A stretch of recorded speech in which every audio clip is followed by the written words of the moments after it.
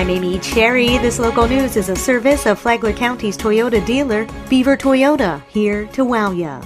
Flagler County schools learn necessary survival skills, Tony Magoo reports. The Flagler County Sheriff's Office gave its mandatory 2-hour incident survival training course to its largest audience ever, all of the Flagler County School District employees. Sheriff Rick Staley explained the need for this training. So that in the event that there is an incident on campus, they will know how to handle it and what to do to help ensure the safety of themselves and their students. The incident survival presentation also touched on how to identify a potential active shooter, warning signs to look for even before an attack occurs. Sheriff Staley told us why this is so important for our families. So we want to do everything we can so that the parents know that when their kids come to school, we're doing everything we can as a community in partnership with the school district and the sheriff's office to ensure school safety. Finally, you have added something to your program that not every school has. Every campus will have a deputy sheriff starting on Friday. They're prepared to handle anything that occurs on campus. So that's taken school security to the next level in Flagler County.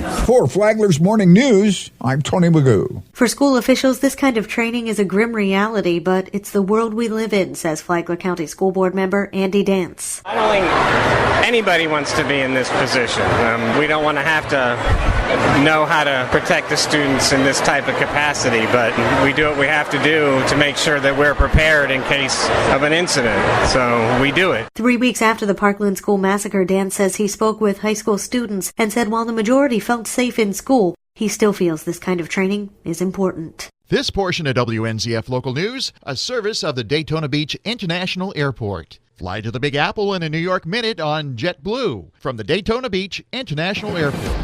Utility companies could soon face major changes in Palm Coast. John Arking has the details. The city of Palm Coast is considering a new ordinance that would require utility lines to be buried at least 2 feet deep. It would further state that any damage to cables that are placed above that depth would be the responsibility of the utility company, not the city. City manager Jim Landon. This is directly related to our swell rehab program. What we find is not electrical lines, but telecommunications are oftentimes buried right on the surface underneath the grass. And so when we regrade the swell in public right-of-way, we run into them. What we really need is for those utilities, at least in our swell area within our right-of-way, to bury them 24 inches, which is the standard that they should be, so that we don't hit them when we just do basic maintenance. The ordinance was prompted in part by utility companies pursuing the city's insurance company for compensation when utility lines are cut. Such claims amounted to about $40,000 in 2016 and 2017 combined, but are more than $100,000 so far already in 2018. The City Council will vote on the proposed ordinance during a future council meeting. From the WNZF Newsroom, I'm John Arking.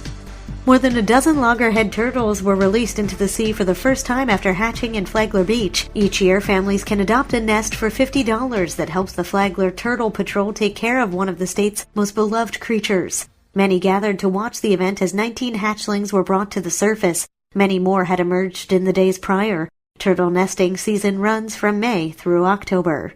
And now you're up to date on Flagler's Morning News. I'm Amy Cherry.